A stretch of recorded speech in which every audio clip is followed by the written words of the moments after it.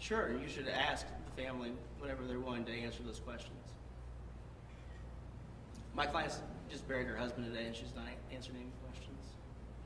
Dan, so is it basically, I understand, you're asking for the Tulsa Police Department to clarify why the camera wasn't on, release any videos, and then also acknowledge why your husband was up in the helicopter? Yeah, those are the kind of issues that I think are important that need to be addressed.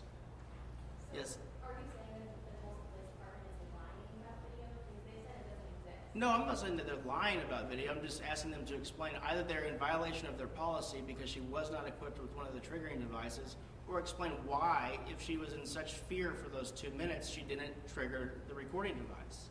She had enough time, as you can hear in the dispatch, to call in. She went radio silent. She had a lot of time to communicate with dispatch. I find it hard to believe that she didn't have the time to push a button on her microphone.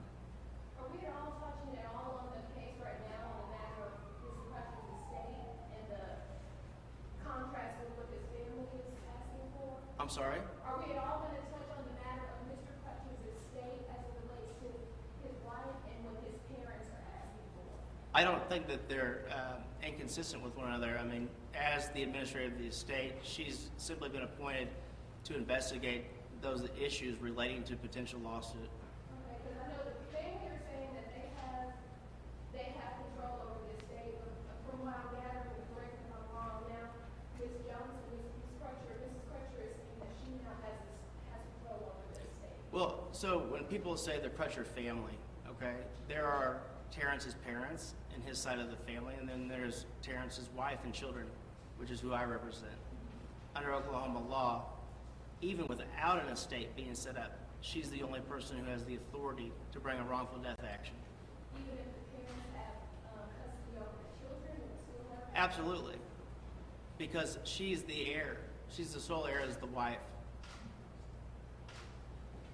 Could you, I know this is a little off topic, but compare the response so far by TPD as compared to TCSO response in her situation? The difference between TPD and TCSO in those two situations was that TCSO was in complete violation of the Open Records Act. They were refusing to, and as you know now, Russell, there was an indictment involving the failure to produce the IA file of the former sheriff. What TPD has done is they've released information that they're required to release. They shouldn't be patted on the back for doing what the law requires them to do. Can I ask you to give us, I don't know, if you're surprised or a comparison of what happened with Robert Bates in that case and what's happened now? I mean, is this something that you thought would ever happen again in Tulsa after the Robert Bates trial and conviction? I think that there's always the potential for bad police shootings. There's always the potential for civil rights violations. The fact that it's two different agencies, I think that that distinction needs to be made. I think that the Robert Bates situation is different in the sense that I don't believe Officer Shelby is fishing buddies with Chief Jordan, and I don't think that they're vacationing together. And I don't think that she's paid large amounts of money to be able to pay to play as a police officer. But do I think that there's still issues with respect to excessive force, equal protection, and ADA violations? Absolutely. And here's about the training. I'm sorry? I mean, do you think that there should have been trial for what happened with Mr. Bates and that situation? Do you think that all departments should have? Well, I think that in the situation with TCSO, if you will recall, they were refusing to produce the training records. They ultimately did. A lot of those training records were falsified.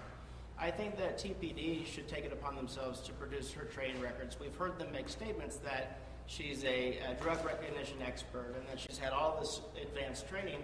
Who produced the records? I mean, TCSO produced the records, albeit they were falsified, but they still produced them.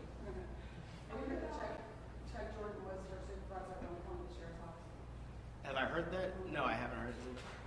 Are you planning on touching on the allegations that certain TPD officers have made donations to the Betty Shelby Fund?